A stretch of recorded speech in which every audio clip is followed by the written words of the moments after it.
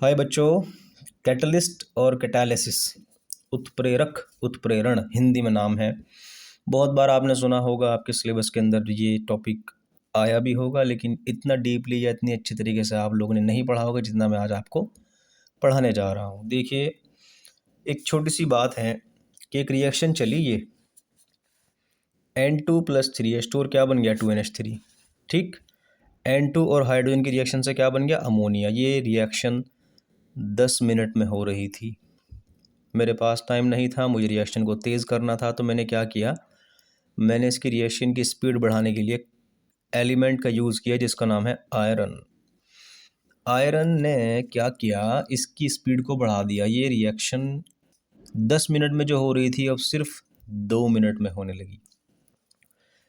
इसी कंपाउंड, इसी एलिमेंट को, इसी सब्सटेंस को मैं कहूँगा कैटलिस्ट, क्योंकि इसने इस पूरी रिएक्शन की स्पीड को बढ़ा दिया। आप लोग याद रखिए, इसी सब्सटेंस को कहा जाता है कैटलिस्ट। ये हमेशा एरो के ऊपर रखा हुआ दिखता है। और कैटलिस्ट की सबसे ख़ास बात ये होती है कि ये रिएक्शन के बाद ना तो मास में, यानी ना इसका वज़न कम होता, और ना इसकी शेप, ना इसका आकार कम होता, बदलता, सॉरी, ठीक। तो कैटलिस्ट की अगर डेफिनेशन दी जाए तो आप लोग इसको क्या बताओगे, ऐसे सब्सटेंस, ऐसे पदार्थ जो किसी रिएक्शन की स्पीड कम कर देते हैं, या हाँ सही कह रहे हैं आप, मैं सही कह रहा हूँ, ये रिएक्शन कम भी कर देते हैं और ज़्यादा भी। क्यों? क्योंकि ज़रूरी नहीं है कि कोई रिएक्शन तेज़ हो तो मेरा ही फ़ायदा होगा। बहुत से रिएक्शन इंसान के लिए धीमी अगर चलें तो फ़ायदा होता है, जैसे बर्फ़ का पिघलना गर्मियों में। अभी आपको धीरे धीरे आगे पढ़ाता हूँ। हर आदमी चाहता है कि यार ये बर्फ़ धीरे धीरे पिघले ताकि इसकी ठंडक बहुत देर तक रहे, लेकिन इसका प्रैक्टिकल मैं आपको थोड़ी देर में धीरे धीरे इसी वीडियो के अंदर बता दूंगा। तो कैटलिस्ट क्या होता है, जो रिएक्शन की स्पीड को तेज़ भी कर दे और कम भी कर दे, और रिएक्शन के बाद ना इनकी शेप में बदलाव आए और ना इनके मास में बदलाव आए, ऐसे सब्सटेंस को क्या कहा जाता है, कैटलिस्ट। ओके, कॉपी पेन अगर आप लेकर बैठे हो तो बहुत अच्छी बात है, आप मेरी लैंग्वेज को कॉपी करो, अपने उसमें लिख दो, आपका बहुत आसानी हो जाएगी। जब भी आप ये टॉपिक अपने बुक से पढ़ोगे, मुझे याद करोगे, और टॉपिक अच्छी तरीके से आपके समझ में आएगा, क्योंकि बुक की लैंग्वेज बहुत हार्ड होती है। क्लियर हुई बात नहीं है? नहीं, वो सब्सटेंस जो किसी केमिकल रिएक्शन का जो वे सब्सटेंस जो किसी केमिकल रिएक्शन की स्पीड को बढ़ा देते हैं या फिर कम कर देते हैं, उन्हें कैटलिस्ट कहा जाता है। कैटलिस्ट रिएक्शन के बाद ना मास में चेंज होते और ना ही शेप में, ना वज़न में, ना फिर आकार में। बोलो बात समझ में आई या नहीं? ठीक है। अब अभी अभी मैंने आपको बताया था कि अगर अगर कैटलिस्ट केमिकल रिएक्शन की, रासायनिक अभिक्रिया की स्पीड को तेज़ कर रहा है, तो इस फिनोमेना को, इस घटना को बोलते हैं पॉजिटिव कैटालिसिस। आगे समझ में बात? पॉजिटिव कैटालिसिस, इसका एग्जांपल अपनी बुक से देख लेना। मेन चीज़ है, मुझे इसको वर्ड को बताना है। एग्जांपल बहुत सारे मिल जाएंगे अपना, और मैं आपका टाइम बचाया, मैंने इसका एग्जांपल नहीं लिखा, लेकिन आपको बता दूं कि अगर आपका कैटलिस्ट रिएक्शन की स्पीड को बढ़ा रहा है तो पॉजिटिव कैटालिसिस, इस फिनोमेना को, इस घटना को कहा जाएगा। और अगर कम कर रहा है रिएक्शन की स्पीड कैटलिस्ट, तो याद रखिए इसको बोला जाता है नेगेटिव कैटालिसिस। दोनों के एग्जाम्पल अपनी बुक से पढ़ लेना। बोलो बात समझ में आई या नहीं? अब हम धीरे धीरे और आगे बढ़ते हैं। यह है प्रोमोटर, प्रमोट करना, प्रोमोट करने वाला। जैसे यहाँ मैंने आपको थोड़ी देर पहले पढ़ाया था कि रिएक्शन 10 मिनट में हो रही है, मैं आयरन को लेकर आया, 2 मिनट में हो रही थी। ऐसे भी सब्सटेंस मिले जो कैटलिस्ट की एक्टिविटी को बढ़ा देते हैं कि घबराना मत, हम तेरे साथ हैं। अगर तू रिएक्शन तेज़ करने पर लग गया है तो हमें मत भूल, हम तेरी जो है हौसला अफजाई करेंगे, तेरी जो है ताकत को और बढ़ा देंगे। तो ऐसे सब्सटेंस प्रोमोटर कहलाते हैं। जो रिएक्शन 2 मिनट में हो रही थी, अब वो 2 सेकंड में होगी, क्योंकि इसके अंदर मोलिब्डेनम यूज़ हो गया। मोलिब्डेनम आयरन के लिए प्रोमोटर की तरह काम करता है। तुमसे पूछा जाए कि प्रोमोटर क्या होता है, जो सब्सटेंस कैटलिस्ट की एक्टिविटी को, क्रियाशीलता को बढ़ा देते हैं, उन्हें कहा जाता है प्रोमोटर। 1 लाख एग्जाम्पल आपको मिल जाएंगे, लेकिन ये डेफिनेशन बहुत आसान है, ये नहीं मिलेगी। एग्जाम्पल अपनी साइड से चिपका देना। बाकी मेरे पास एक घिसा पिटा एग्जाम्पल था छोटा सा, मैंने आपको बता दिया। क्लियर हुई बात या नहीं? प्रोमोटर आपको क्लियर हो गया, जो कैटलिस्ट की एक्टिविटी को बढ़ा देते हैं। और जब कैटलिस्ट की एक्टिविटी बढ़ेगी तो जाहिर सी बात है वो रिएक्शन को और तेज़ कर देगा। आगे बढ़ो। होमोजेनस कैटालिसिस, समांगी उत्प्रेरण हिंदी में बोलते हैं इसको। मैं समझता हूँ ये बहुत आसान डेफिनेशन है, आपको थोड़ा सा इसमें गौर करना पड़ेगा। देखो, SO2 की रिएक्शन O2 के साथ हुई, NO कैटलिस्ट था, उत्प्रेरक था, और क्या बन गया, 2SO3। एक बात बड़ी गौर करने वाली है, ये दोनों रिएक्टेंट भी कैटलिस्ट, सॉरी, ये दोनों रिएक्टेंट भी गैसियस हैं, गैसीय हैं। हिंदी में गैस ही बोलते हैं, इंग्लिश में गैशियस। तो ये रिएक्टेंट भी गैशियस है, कैटलिस्ट भी गैशियस स्टेट में है और प्रोडक्ट भी गैशियस स्टेट में है। वो समझ में आ गया? ऐसी रिएक्शन, या सॉरी, अगर आपकी किसी रिएक्शन में रिएक्टेंट, प्रोडक्ट और कैटलिस्ट सारे के सारे सेम फेज में हो तब इसको कहा जाता है होमोजेनस कैटालिसिस। होमोजेनस का मतलब तो आप समझ गए होंगे, ये खुद अपना आप में वर्ड बता रहा है कि सब कुछ चीज़ सेम होगी।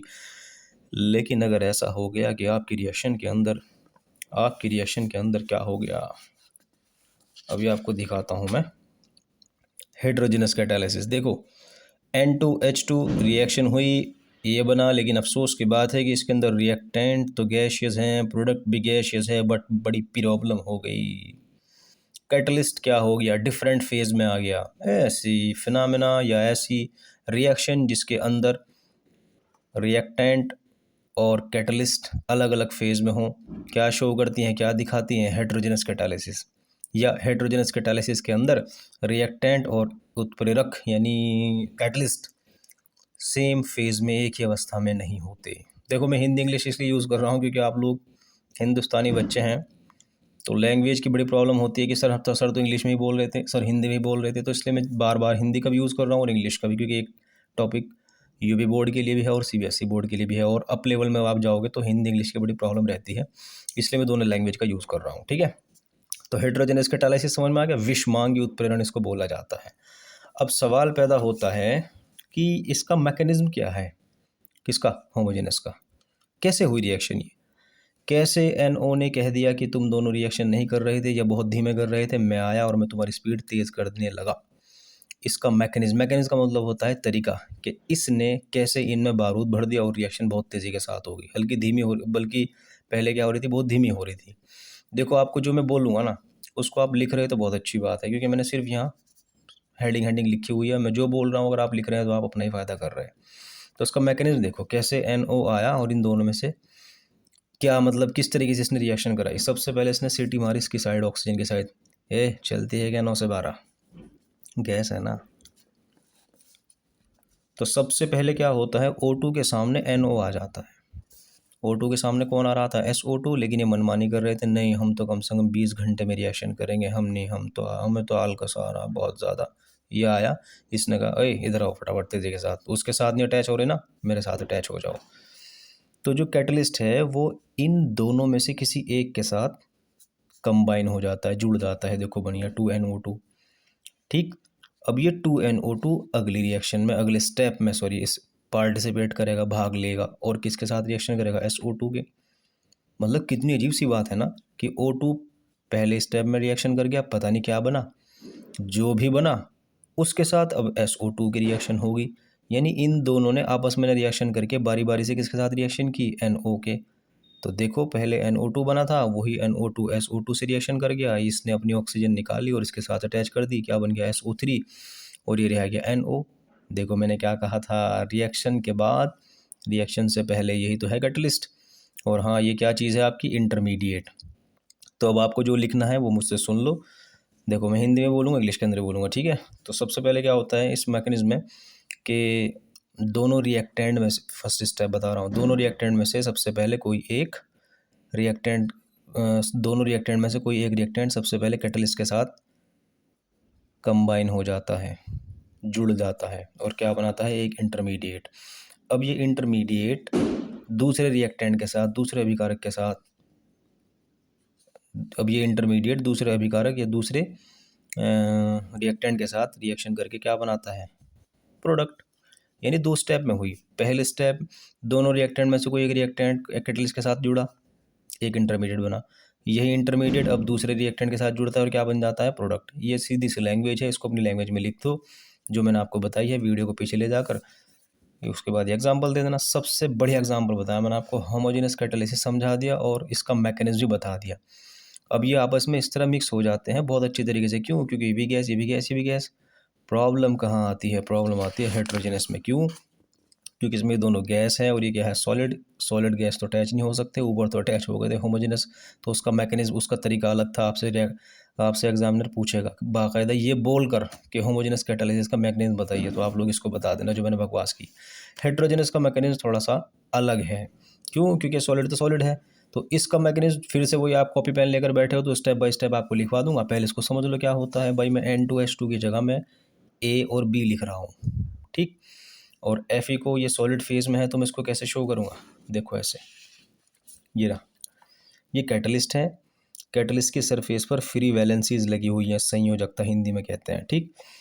तो कैटलिस्ट के सरफेस पर फ्री वैलेंसीज होती हैं क्योंकि सॉलिड है ना, गैस होता तो इनके साथ मिल जाता। अब ये भी गैस, ये भी गैस, तो इनको क्या मारता है, सिटी मारता है। भाई आप लोग मेरी इन फ्री वैलेंसीज पर, मुक्त संयोजकताओं पर आकर एडजॉर्ब हो जाओ। एडजॉर्ब का मतलब है टिक जाना, यानी मेरे ऊपर आकर, जैसे वो होता ना, एक तो होता ही है जैसे कपड़े के ऊपर पानी डाल दिया वो तो उसको एब्जॉर्ब कर लेता है, लेकिन अगर प्लेट के ऊपर पानी डाल दिया वो प्लेट उसको एब्जॉर्ब नहीं करने की, वहाँ ये वर्ड लगता है एडजॉर्ब, किसी भी चीज़ का सरफेस पर रुक जाना, ठीक।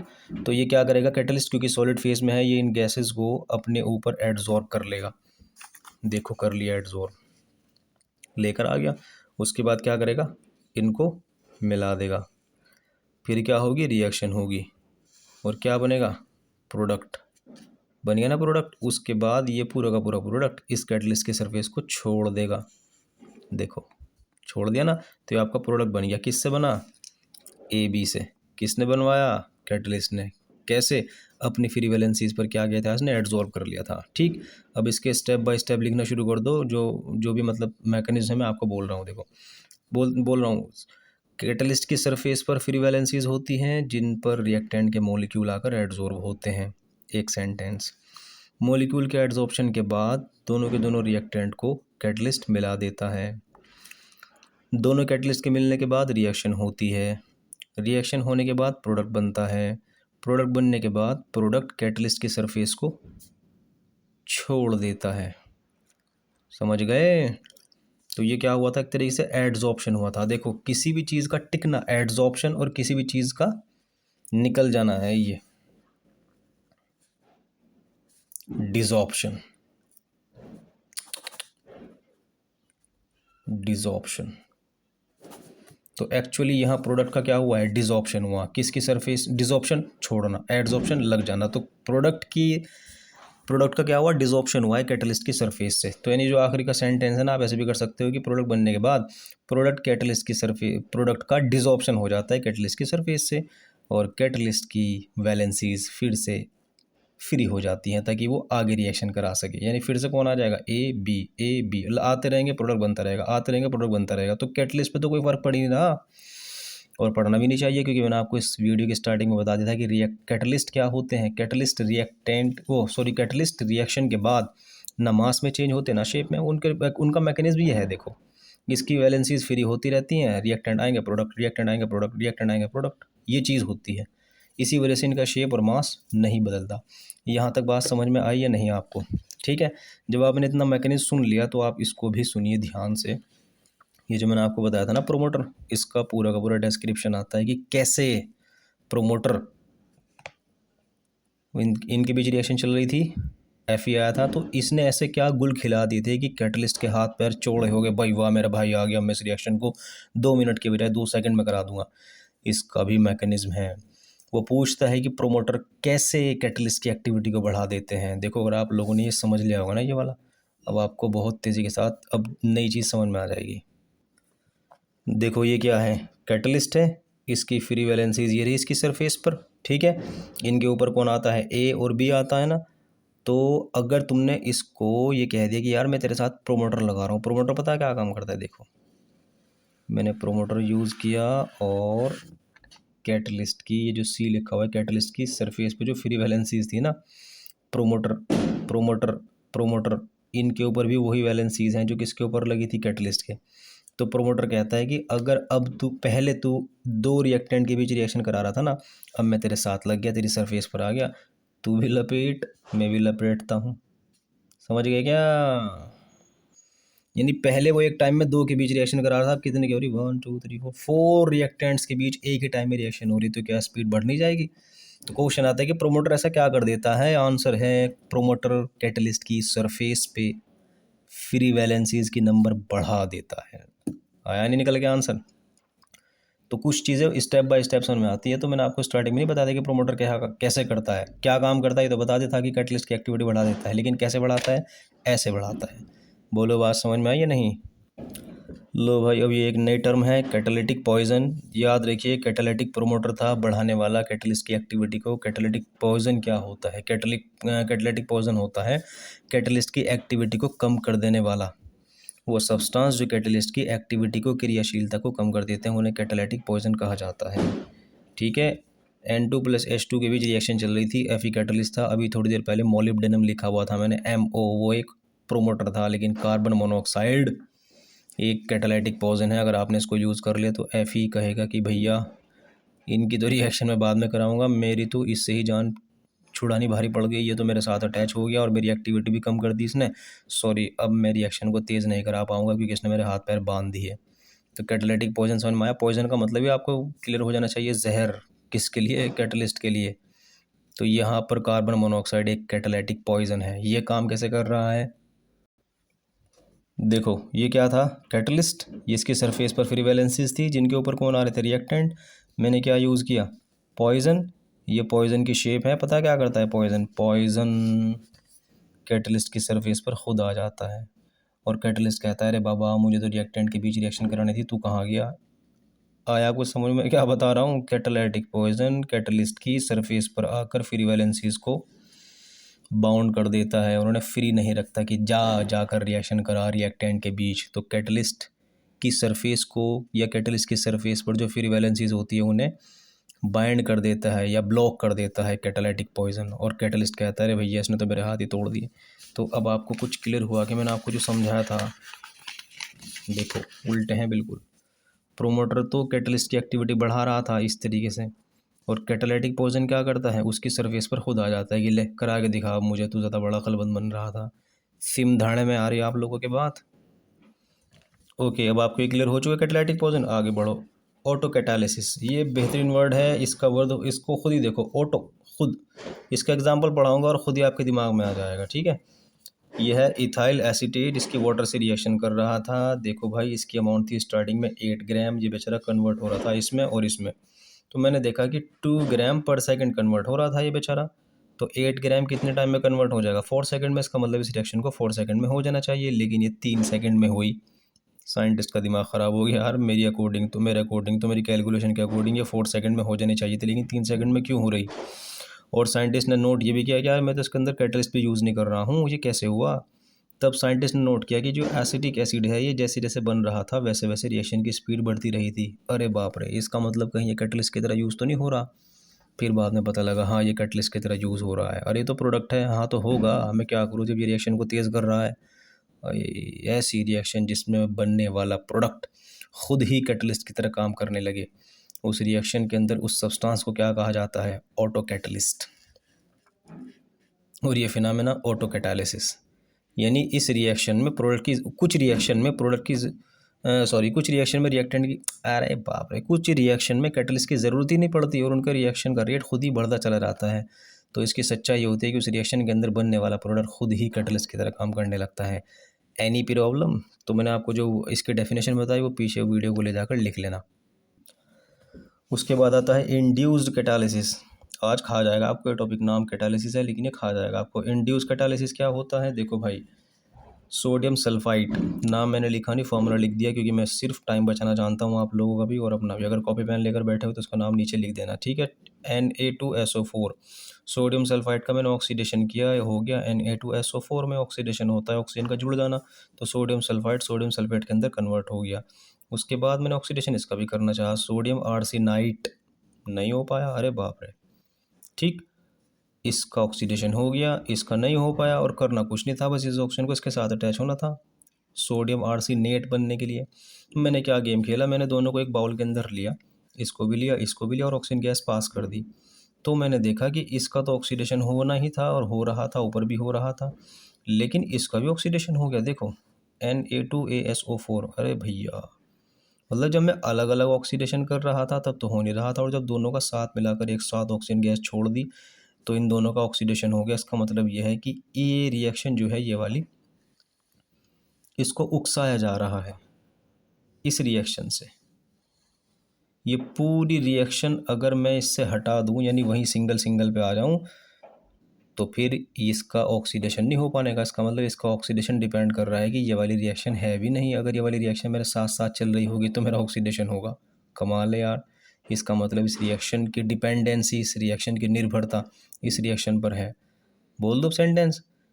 जब किसी रिएक्शन की जब किसी रिएक्शन के लिए दूसरी रिएक्शन कैटलिस्ट की तरह काम करती है, उत्प्रेरक की तरह काम करती है, तब इस फिनोमेना को, इस घटना को कहा जाता है इंड्यूस्ड कैटालिसिस। इंड्यूस का मतलब है उकसाना। तो ये रिएक्शन हुई और जिस जगह हुई उस जगह पे ये रिएक्शन भी चल रही थी, तो इस रिएक्शन के होने की वजह से ये रिएक्शन भी हो चली। इसका मतलब ये रिएक्शन इस रिएक्शन पर डिपेंड कर रही थी, या ये कह लो कि ये रिएक्शन इसको क्या कर रही थी, कैटलाइज कर रही थी, प्रेरित कर रही थी, उकसा रही थी। हो भाई, समझ में आ रहा नहीं? Enzyme catalysis. आपको मालूम है कि एंजाइम क्या होते हैं? हमारी बॉडी के अंदर जितनी भी ऐसी चीज़ें हैं जो कई कई साल, कई कई घंटे में होनी चाहिए थी, उसको एंजाइम मिनट से पहले हमारी बॉडी के अंदर कर देता है। यानी जैसे खाने का पचना है, अगर ये एंजाइम ना हो तो बहुत बहुत हफ्ते ले लेगा खाना पचने में। लेकिन एंजाइम ऐसी बॉडी के अंदर, हमारी बॉडी के अंदर ऊपर वाले ने डाल दी कि ये बस रिएक्शन को तेज़ करने का काम करते हैं।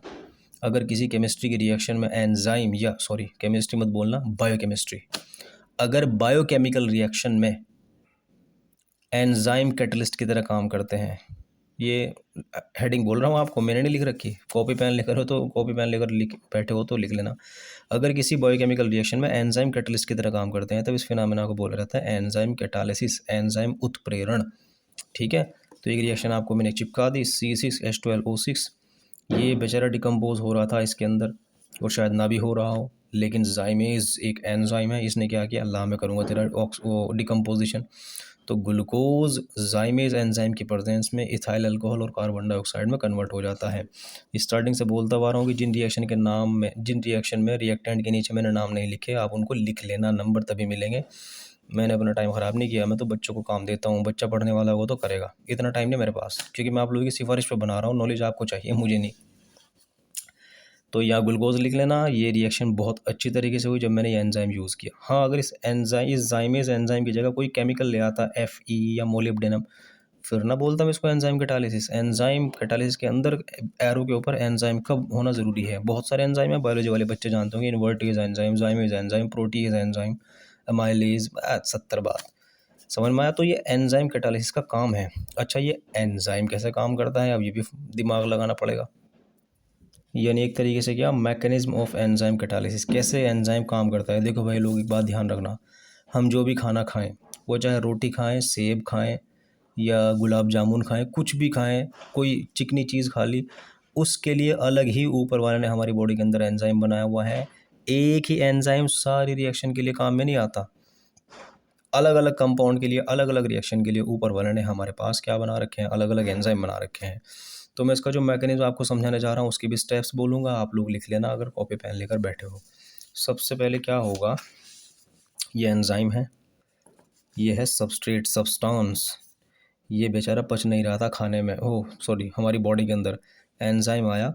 और इसके देखो एक बात और, ये मैंने जानबूझ के बनाए। इसको मान लो आप गुलाब जामुन है, ये इसको पचाने के लिए ऐसा ही एंजाइम आएगा। अगर आपने रोटी खाई तो ऐसा एंजाइम आएगा। ठीक है, जैसा सब्सटेंस वैसा एंजाइम। कभी आप समझो कि सब सारे सब्सटेंस के लिए, सारे पदार्थों के लिए ये एंजाइम आएगा, गलत। हर एक के लिए अलग अलग है। क्या पता अगला ऐसा हो, मतलब हमने कोई पूरी खा ली, अब क्या होगा, ऐसा होगा फिर ये एंजाइम। मतलब अलग अलग सब्सटेंस के लिए अलग अलग एंजाइम ऊपर वाले ने हमारी बॉडी के अंदर दी है। तो सबसे पहले क्या होगा, एंजाइम। अच्छा, एक बात और भी है, जो भी सबस्ट्रेट हो ना, उसके अकॉर्डिंग ही एंजाइम जो होता है वो एक ख़ास, कि भाई तेरी शेप ऐसी लग रही है, बिल्कुल मेरे अंदर फिट आ सकती है, तो ये क्या होगा, सबस्ट्रेट इसके अंदर क्या हो जाएगा, ऐड हो जाएगा। हो गया, ये क्या बना, इंटरमीडिएट। उसके बाद ये इंटरमीडिएट दो जगह टूट जाएगा, ये आपके प्रोडक्ट इकट्ठे हो गए, और ये क्या है, आपका एंजाइम। कमाल है यार, रिएक्शन के बाद और रिएक्शन से पहले। समझ में आई बात नहीं? तो इस एंजाइम को मैं क्या कहूँगा, प्रोडक्ट, वो कैटलिस्ट नहीं बोलने का। तो सबसे पहले क्या होगा, अच्छा हाँ, ये इन दोनों में इस तरीके से रिलेशन होता है जैसे लॉक एंड की, है ना, जैसे ताले के अंदर चाबी फिट हो जाती है, ठीक ऐसे ही एंजाइम होते हैं। ये भी तो यही है। अरे भाई, अगर आप लिपिड कोई चिकनी चीज़ खा रहे हो, उसका अलग एंजाइम आएगा, क्योंकि वो उसके अंदर सही तरीके से फिट हो सकता है। ठीक है। तो अब आप लोग इसको लिखना चाहो लिख लो, मैं बोल रहा हूँ। सबसे पहले एंजाइम सबस्ट्रेट के साथ कंबाइन होकर सबसे पहले एंजाइम एक सबस्ट्रेट के साथ एंजाइम हो जाता है। तो सबसे पहले एंजाइम सबस्ट्रेट के साथ कंबाइन होता है और कंबाइन होने के बाद एक इंटरमीडिएट बनाता है।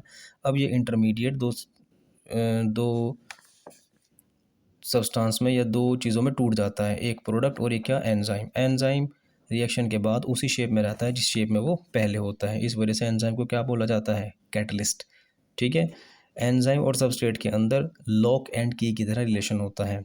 एंजाइम सबस्ट्रेट में इस तरह फिट हो जाता है जैसे लॉक एंड की। जितने वर्ड बोल दिए ना सारे के सारे लिख लेना वीडियो को पीछे ले जाकर। ये आपका एक तरीके से चैप्टर बहुत अच्छी तरीके से क्लियर हो गया। अब मैं आपको बताता हूँ कि जो मैंने आपको स्टार्टिंग में वादा किया था, ये वाला पॉजिटिव कैटालिसिस तो आपको सबको मालूम है कि रिएक्शन को तेज़ करने वाले बहुत सी एक एग्जांपल है। नेगेटिव कैटालिसिस का एग्जांपल क्या है, आप लोगों ने बर्फ़ खाई होगी, बर्फ़ बेचने वाला भी देखा होगा। तो बर्फ़ बेचने वाले के अंदर ये कुछ ऐसा सिस्टम सा होता है ना, आप लोग उसके टायर पे या उसकी बर्फ़ के ऊपर चढ़कर देखते हो, अंकल जी ये निकाल देना, तो उसमें ऐसे रखा रहता है कुछ, है ना। उस ढक्कन को खोलता है और अंदर बहुत सारी क्या रखी होती है, आइसक्रीम। वो क्योंकि ठंडक होती है तो आइसक्रीम शाम तक पिघलती नहीं। ठंडक कैसे आई, वो यहाँ चारों तरफ आइसक्रीम वाला बर्फ़ लगाता है, बहुत बड़े बड़े से पीसीज होते हैं। ठीक। तो